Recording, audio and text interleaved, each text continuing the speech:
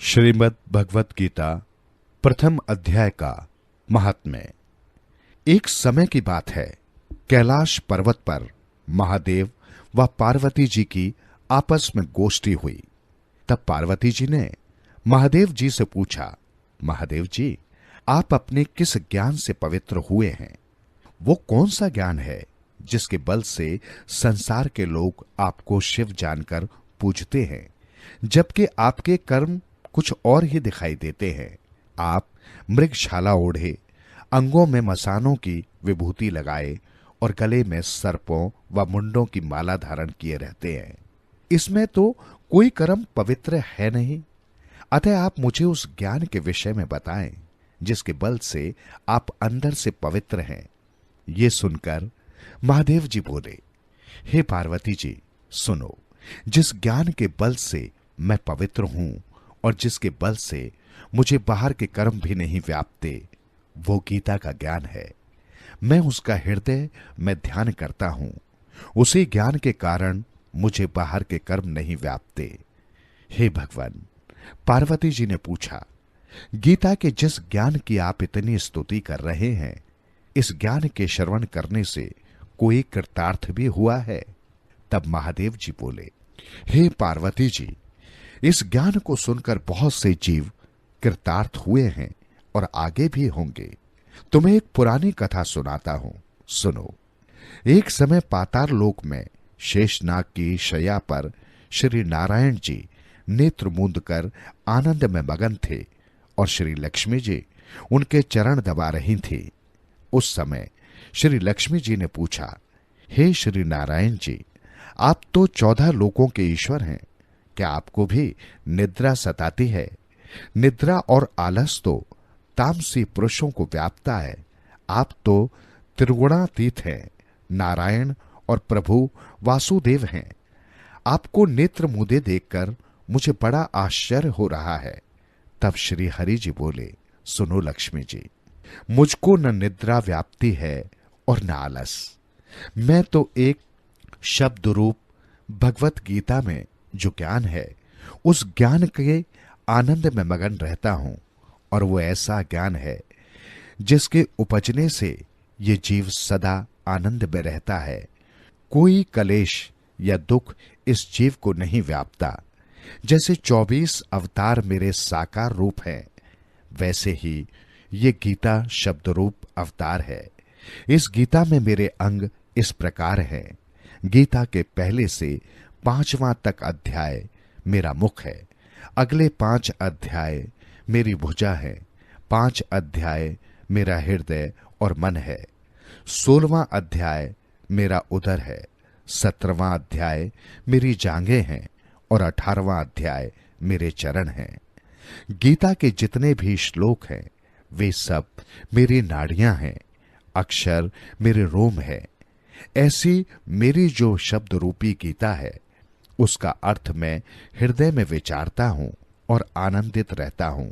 हे लक्ष्मी जी, तुम समझती होगी कि तुम मेरे चरण दबाती हो, मैं इस आनंद में मगन रहता हूं, मगर नहीं, मैं तो जिस आनंद में मगन रहता हूं वो गीता ज्ञान है। ये सुनकर श्री लक्ष्मी जी ने कहा, हे प्रभु, यदि गीता जी का ऐसा ही ज्ञान है तो कृपया कर मुझे बताएं कि कौन कौन से जीव इसे सुनकर कृतार्थ हुए हैं। हे सुंदर वर्ण वाली लक्ष्मी जी, सुनो। श्री नारायण बोले, गीता के ज्ञान को सुनकर बहुत से जीव कृतार्थ हुए हैं। हे लक्ष्मी जी, गीता के अध्याय का महात्म्य तो पीछे कहूंगा, पहले श्लोक कहता हूं। सर्वशास्त्रमयी गीता सर्वदेव भयो हरि, सर्वतीर्थमयी गंगा सर्वधर्म मयोदया, मनोजानत पाप पुण्य दे ही जानत आपदा, गीता सर्व कृष्ण जानत माता जाने सुपिता, द्वे द्वे लोचन सर्वणम विद्वानम त्रयलोचन, सप्तलोचन धर्माणम ज्ञानी नाम अनंत लोचन। अब पहले अध्याय का महात्म्य सुनो। शिव पार्वती जी से इस भांति कहते हैं जिस भांति नारायण जी ने लक्ष्मी जी को सुनाया था। श्री हरि बोले, हे लक्ष्मी जी, शूद्र वर्ण का एक प्राणी था जो चांडाल का कार्य करता था और तेल नून नमक का व्यापार करता था। उसने एक बकरी पाली हुई थी। एक दिन वो बकरी चराने गया तो वृक्षों से पत्ते तोड़ते समय उसे एक सर्प ने डस लिया। तत्काल उसके प्राण निकल गए। मरकर उस प्राणी ने बहुत से नरक भोगकर एक बैल की योनि में जन्म लिया। उस बैल को एक भिक्षुक ने खरीद लिया। भिक्षुक उस बैल पर चढ़कर भिक्षा मांग कर लाता और अपने कुटुंब का भरण पोषण करता। रात होने पर बैल को घर के द्वार पर बांध देता और थोड़ा सा भूसा लाकर उसके आगे डाल देता। भूसे की मात्रा इतनी अपर्याप्त होती थी कि उससे बैल का ढंग से पेट नहीं भर पाता था। दूसरे दिन वो फिर बैल पर चढ़कर भीख मांगने निकल जाता। कई दिन इसी प्रकार गुजर गए। एक दिन भूख का मारा बैल बीच रास्ते में गिर पड़ा। वो मरने को था मगर उसके प्राण नहीं छूटते थे। नगर के लोग देखते और दया के मारे ईश्वर से उसकी मुक्ति की प्रार्थना करते।